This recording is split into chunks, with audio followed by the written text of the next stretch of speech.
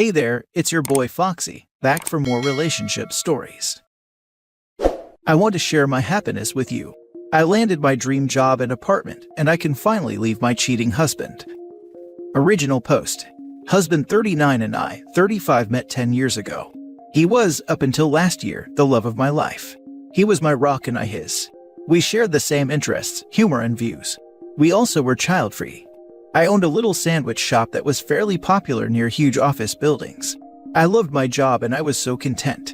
I made good living. My husband is an engineer. When COVID hit and people started working from home, my business went down pretty quickly, and by the fall of 2020, I had to close for good. I still did some catering gigs, but not near enough to have a decent source of income. My husband said that I shouldn't be worried because he could support both of us. I went back to college for HR management, a 3-year program. Around the same time as all that happened, my husband confessed to me that he might have changed his mind about being child-free, something that I had noticed before he confessed. I loved my husband very much, and I had started noticing him around friends and family members who have small children, and he was so adorable, and to be honest, without my very hectic job, I also started thinking the same. We had our son November last year. The best thing that ever happened to me, but just 3 weeks after I gave birth, my husband came to me and confessed that he cheated on me. It felt like the ground opened from under me. How could that be possible? He was my love and I was his, wasn't I? He apologized and tried to blame it on the pandemic, on being bored at home, on being scared to be a father, on midlife crisis. He loved me and he didn't want to lose me. I felt so trapped with a small baby that needed me. No job and no place to go. Good job, hubby. He sure knew when to deliver this blow. A week later, he asked me what I thought about opening the marriage. Humans aren't meant to stay monogamous, he said. And while he still loved me more than anything in the world, he didn't find me enough. I started crying and begged him not to humiliate me. If he just gave me some time, we could divorce and go our separate ways. He said he wasn't interested in divorce.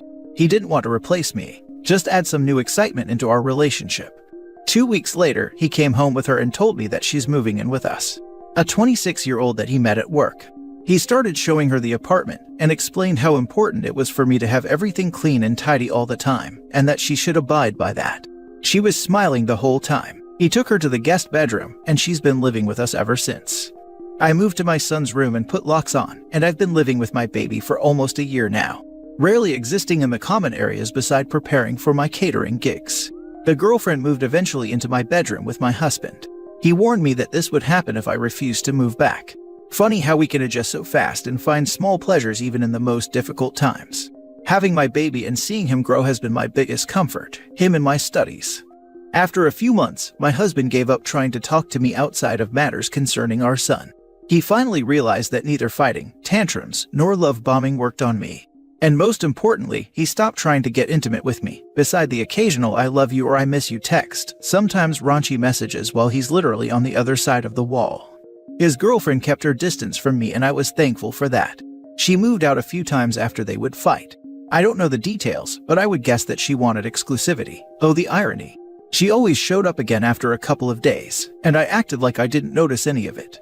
I have 1 year left of my studies, but after my internship, practicing semester at a big firm, my boss offered me a paid internship.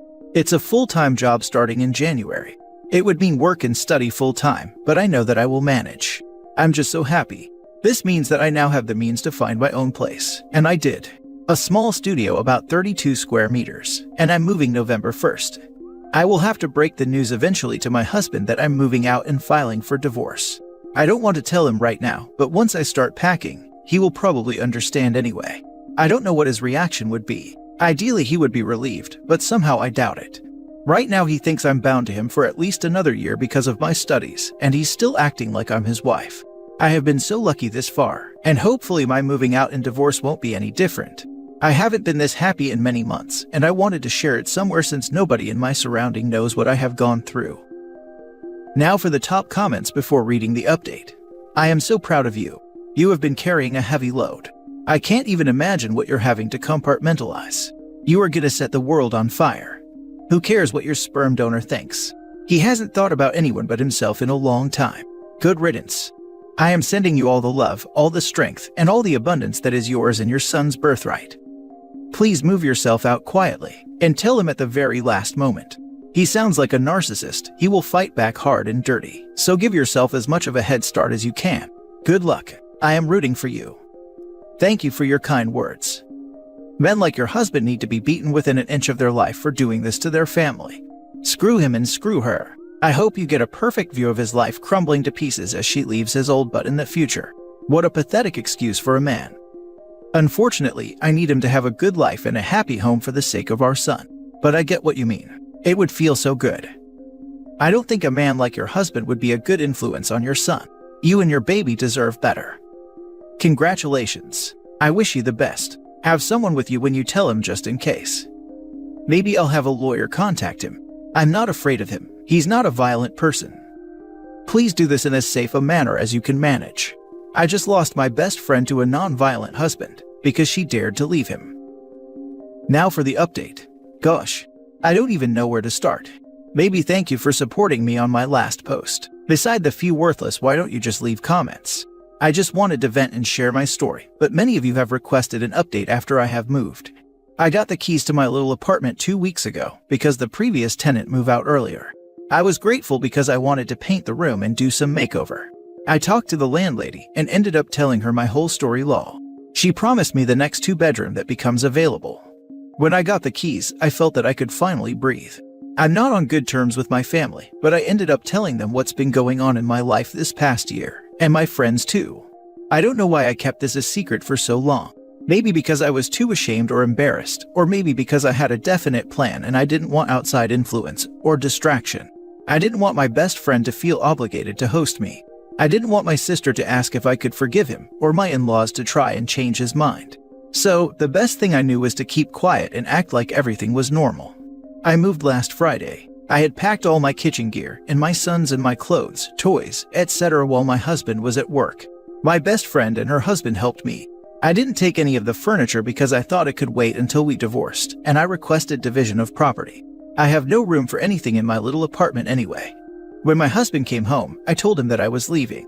He was confused at first, but I told him about my new apartment. So he asked me how I was going to afford it. His facial expression changed and he looked scared. He started telling me how he has been regretting all of what he did. He loved and missed me. He knew that he messed up and has been thinking that this wasn't what he wanted. He wanted his family back, our son and me. He asked me if I wanted my baby not to have his parents together. Then he said that he was leaving his girlfriend and she would be moving out, and it could be the two of us again. His girlfriend started fighting with him and I just left. He has now been calling me asking to see us. I still want a decent co-parenting relationship with him, so he took our son on Sunday to his parents to spend time with him. This is the first time I'm without my son a whole day. I cried the entire time. I need to get used to this. My in-laws apologized for what my husband did. I think they think this is going to pass and we will be back together. I think everybody think that, besides my best friend. I won't try to convince them. Let time tell them instead. My feelings are letting me down now. After all he did, I still love him with all my heart and I miss him. His kisses, his eyes, the way he looks at and touches me. How weird is that? I don't know if this is good or bad. I don't know if these feelings will disappear and what they will be replaced with. Hate. Is harboring hate for a man I'm bound to for at least 17 more years something good? Maybe I should use my love for him to create a better co-parenting relationship. Maybe I should not stop loving him, just find a new meaning for this love. Our son is so much like him, especially his smile. It makes it even harder not to think about or miss him. This past year I have not had time to reflect over my feelings. I've done a great job being matter-of-factly and suppress my feelings, but now I'm on my own in my own apartment. I can finally cry and mourn the love that we lost. And the weirdest thing is that I really believe that he still loves me too. In his own weird way. I don't think he ever stopped loving me. I have watched him with his girlfriend for a year now. It's never like how he was with me when we were happy. The only times I could see his old loving self was when he looked at our son or at me when he thought I couldn't see him. When I think of this, I cry even more because what a waste of a beautiful relationship. And for what? My son's birthday is in a few days. I feel so guilty, but I will not be celebrating it with my husband. My son is still too young to remember, so I won't be hurting him. Hopefully when he is older, my husband and I are on better terms so we can celebrate him together. But for now, I'm doing a party with my family and friends, and my husband can do a party for him if he wanted. I just wanted to say something before I leave. Last time many accused me of being too dependent, letting my husband taking care of me and our son. I thought this is how life/love/partnership was supposed to be. I had a very respectable business and I loved my job. I was happy and content.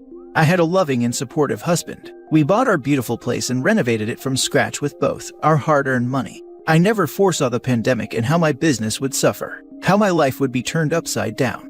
And when it did, I thought I could rely on my husband because that's what people supposed to do. If the roles were reversed, I would gladly have supported him until he got on his feet again. Because in the long run, the whole family would reap the benefits. So no, I wasn't dependent. I just thought I had a good safety net. If you still don't understand that people, no matter where they are in life, could fall and need to start over, expecting their loved ones to support them, or at least not take advantage of them. If you still don't understand that this doesn't mean that they're weak, then there's nothing more I could say to explain myself. So I'll leave it at that. Congratulations on your new place. I know it feels strange right now. That will pass. You and your son will find a new normal soon. Thank you very much. I'm sure we will, and I can't wait. First thing, congrats on moving out. That is going to do wonders for your mental and emotional health. About the part you said that you think he still loves you in a weird way, I think you might be right. But you deserve so much more than that. You deserve to be loved and cherished in the right way. One that is sincere and honest and puts you first above passing flings. This guy put his own selfish wants above the love and respect he had for you and your relationship. Remember, it's okay to let yourself grieve what you had, but don't let it hold you back from maybe finding love again someday in your own time.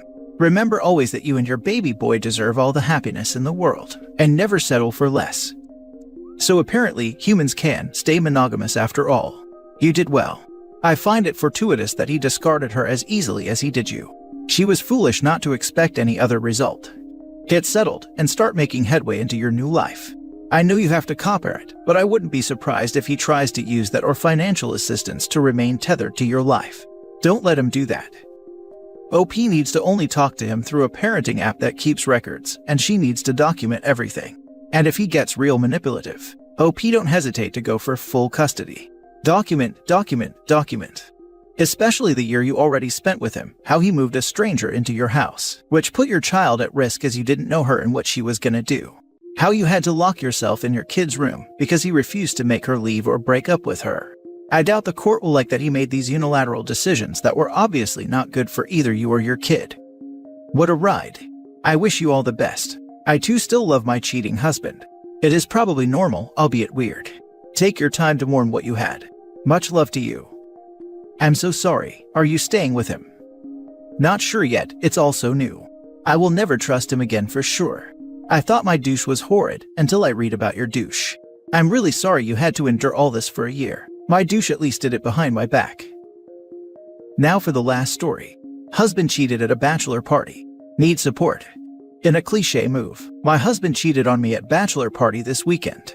I can't believe his story obviously, but the story is that he got a lap dance from a stripper. He tried to hook up with her but he couldn't get it up as he had been drinking all day. He did tell me that he would 100% have slept with her if he could. I can't trust him because 1. Obviously he cheated on me. 2. He originally told me she had rubbed on him, and he ended the lap dance then. 3. It took him 4 days to come clean with this second story, and only when he left for another bachelor party this weekend did he call to tell me the truth. I feel like my life is ending. I guess it is in some regards. I currently don't even have a job. No kids, thank God. But my husband is the breadwinner in my marriage, and I moved around multiple times to further his career, at probably the expense of one for me. I feel like that line from Pride and Prejudice where Charlotte is saying she's got no prospects, no money, and she's a burden to her parents and frightened. Only I'm 32, and she was at least only 27. I guess I just need someone to talk me down and help me with next steps. I'm actually at a bachelorette party for my future sister-in-law who is marrying his brother, so I have to keep it together until Sunday. Somehow, or at least in public anyway. I can't get a divorce until I at least get a job. That much is certain for me. I need some stability. I don't have the best parents, so going home to them wouldn't be a great option for me. Someone just talk to me. I'm devastated. Now for the advice.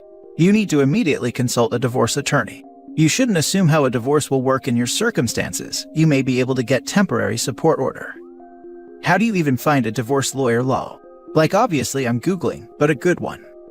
If you are in an at-fault state, you want to get proof of his cheating, so the next time he confesses get it recorded. You have to check to make sure you live in a one-party consent state for recording someone, but if you live in an at-fault state, you will want to get on that. Yeah, I told him he had to email me his story of what happened if he wanted any option to reconcile. 32 female here, also got cheated on during engagement. Still angry 3 months after D-Day. Don't have many words to comfort you, but just know you're not alone. Feel free to DM if you want to discuss further. If it helps, I'm 32 and husband cheated the same year we got married. I switched careers to move to a state I hate so he could better his career. Just know you're both not alone. But no choice has to be made immediately unless there is mistreatment. It's been almost a year since my D-Day and we separated but are dating. The time has helped me feel like I have control of next steps.